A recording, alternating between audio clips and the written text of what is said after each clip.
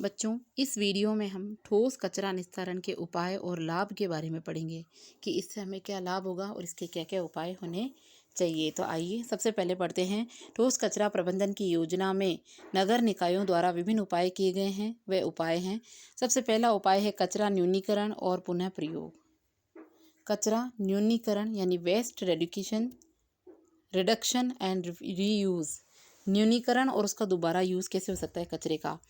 उत्पादों का न्यूनीकरण एवं पुनः प्रयोग दोनों ही कचरा निवारण के उपाय हैं, यानी कचरे को कम करो या फिर उसका दोबारा प्रयोग करो। न्यूनीकरण में उत्पादों तथा उपभोक्ताओं दोनों को कचरा कम उत्पादित करने को बताया जाता है, जैसे पैकिंग कम करना, कपड़े या पुनः प्रयोग वाले पदार्थों से बने थैले, पाउच, कवर आदि का प्रयोग करना।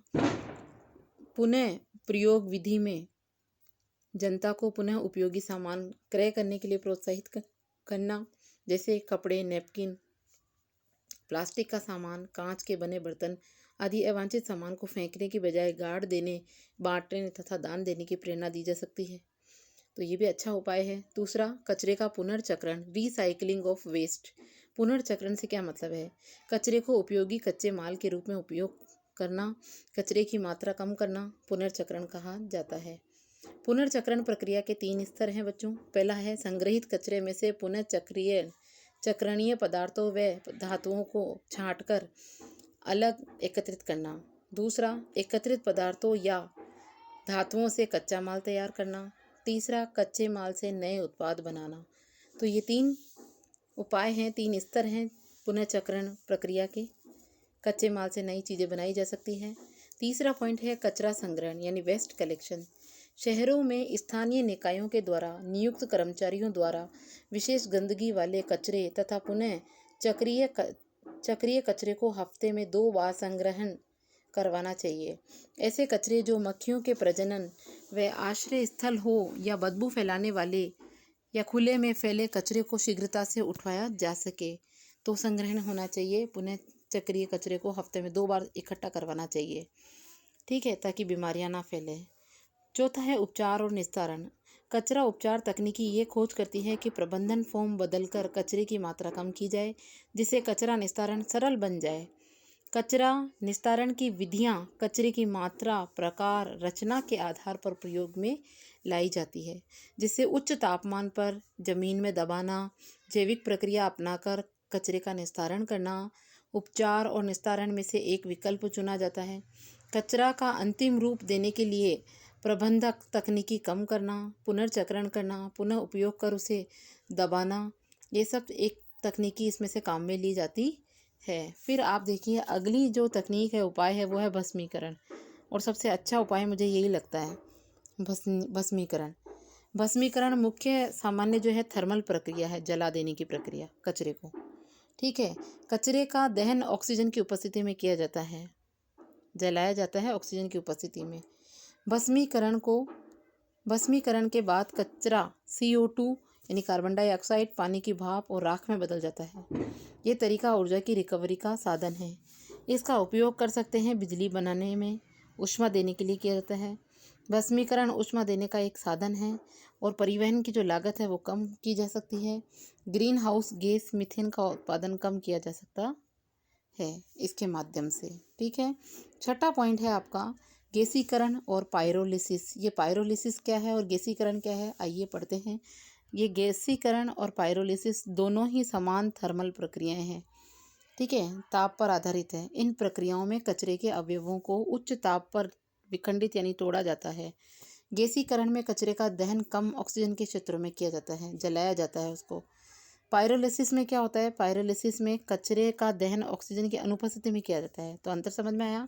गैसीकरण में कचरे का दहन कम ऑक्सीजन के क्षेत्र में करते हैं, जबकि पायरोलिसिस में कचरे का दहन ऑक्सीजन की एब्सेंट में, जहाँ ऑक्सीजन नहीं है वहाँ पर भी हो सकता है। यह तकनीकी कम ऑक्सीजन और बिना ऑक्सीजन वाले क्षेत्रों में प्रयोग की जाती है। दहन और बिना दहन यानी जले हुए और बिना जले हुए गैसों के मिश्रण से पायरोलिसिस द्रव्य पैदा किया जाता है। दहनीय और बिना दहनीय गैसों के मिश्रण से पायरोलिसिस द्रव्य पैदा किया जाता है।